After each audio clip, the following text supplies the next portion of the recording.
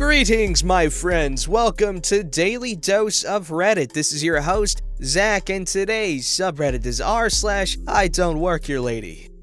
Alright, this story's called, I'm told to clean the table when I'm not on, and I end up teaching a guy some manners. Here's the cast. There's me, take a wild guess, Hispanic guy. This is a bit of a different kind of I don't work here lady story, considering I did work here, but the circumstances make it so I couldn't at the time. So, long time ago, I worked at Denny's, most underappreciated, overworking, underpaying job ever. Glad I left when I did, as a services assistant. This basically means I'm the janitor and the dishwasher. The work itself was okay, and I was friends with the majority of my coworkers, but the hours were terrible. Pitch black morning hours and being on call. And I eventually had fewer than 20 a week, so I left when I found a new job. As is part of my expected job duties, I am supposed to clear tables with a tote and spray it off with disinfectant, cleaning it as needed as well. This is actually very much the waiting staff's job,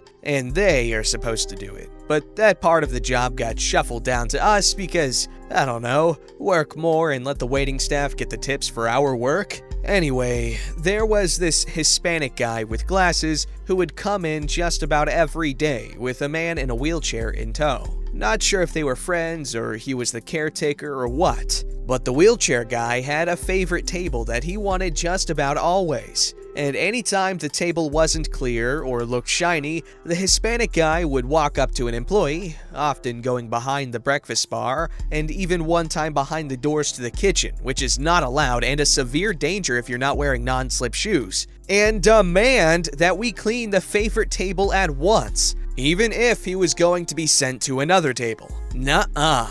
This table, every time. Shiny and perfect, or no tip to anyone. My nose is stuffy, hold on. Alright, I'm back. Anyway, I did what I could to keep up on all tables, making sure they were clean and sprayed off before people would be sat there. But often enough, the charming Hispanic man and his friend in the wheelchair would enter when I was on a break or lunch hour. And I would usually spend my lunch break with my apron, name tag, and cap off, sitting at a chair at this small breakfast bar in the corner, whether I was eating, playing on my phone, or just enjoying the sensation of being off my feet for a bit. As a result, I still looked like an employee, despite the obvious lack of a uniform, and that I was not working at the moment, albeit a lazy one. So, this would happen if the table was not clean. The Hispanic guy and wheelchair man came in, and I was on break. He'd straight up walk over to me and put his hands on his hips, clear his throat, and widen his eyes when he made eye contact with me. This is just one of the ways these exchanges would go. Looking up from my phone, often while eating. Yes? Our table is not clean. Oh, I'm sorry about that. I can see about getting someone to come over and... You'll do it. Now. I'm afraid I can't, sir. Sure you can. We don't have all day. I'm on my lunch break. When that is the case, I won't work. Not because I don't want to, I'm not legally allowed to. Oh, please. You're not on break. You just don't want to work. I actually am on my break. Labor laws dictate that I can get in trouble if I work on my break. I've offered to take time out of my break to flag someone down for you. Just clean the table for us. We need to eat. I point to another corner of the restaurant. There's a waiter over there. He'll help you. As I said, I can't work right now. Why can't you just clean the table for us? It takes like 1 minute. This is something I've actually told him at one point. Not caring anymore about his feelings, I say.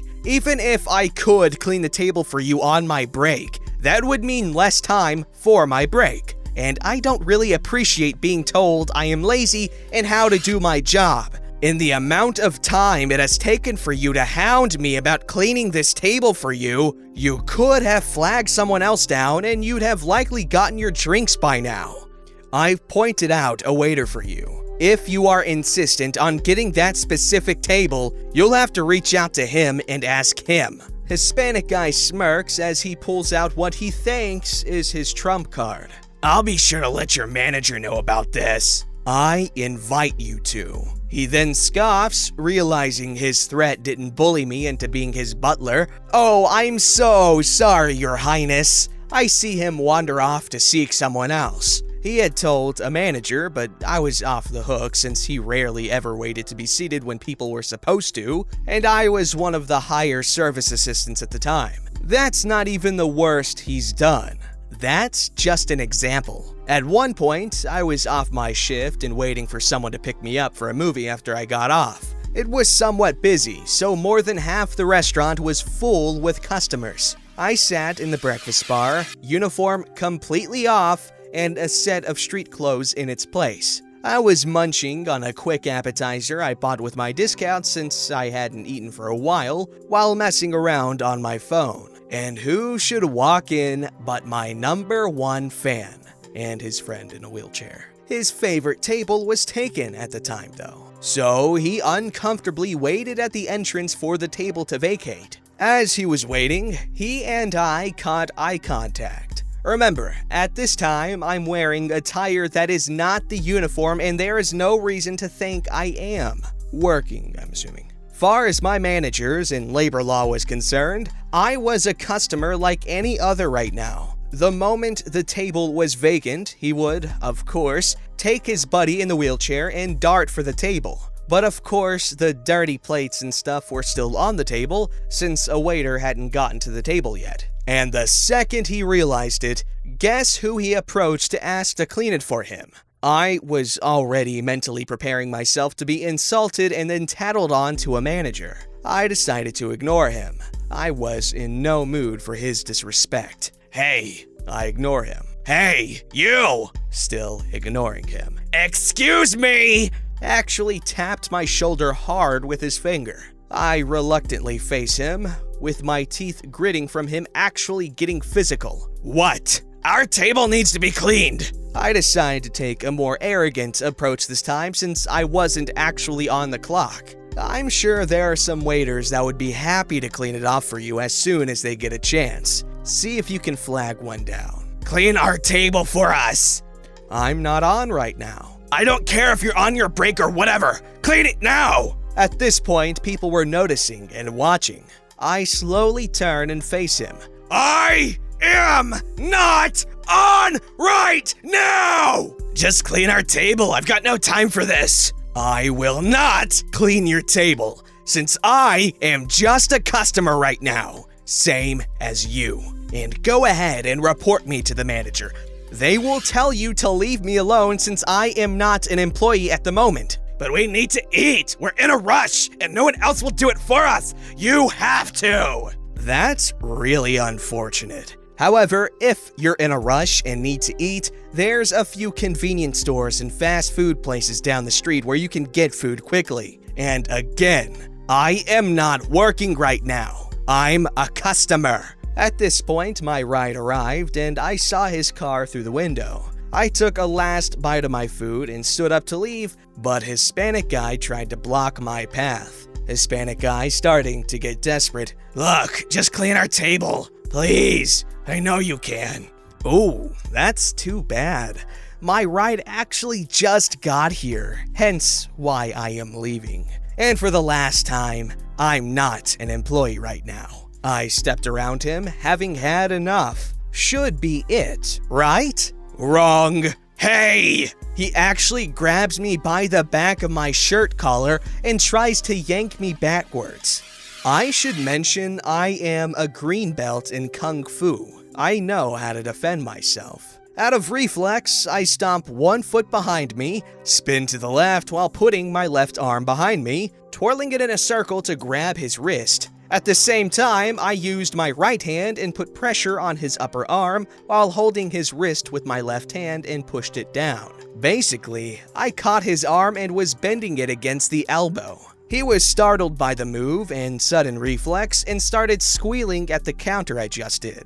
I let him go after I thought my point got across. After I let him go, he just looked at me with absolute bewilderment, like he thought I was crazy. Before he could get a manager to stop me from leaving, I was already out the door. The next time I came into work, I was met by my manager who was eager to discuss what happened that day. I explained that I was just acting in self-defense, and I only put his arm in that lock because he would not leave me alone and was demanding that I work even when I was off. I also told him this was not the first time he tried to make me do that. At that, my manager seemed to calm down a bit, even though he did let me know that Hispanic guy had, in fact, tried to get the police involved. I told him that the camera should have picked up everything that happened and that he grabbed me first. Me locking his arm was done reflexively. He still told me to try and avoid physical contact with other customers in the restaurant, whether I am on duty or not.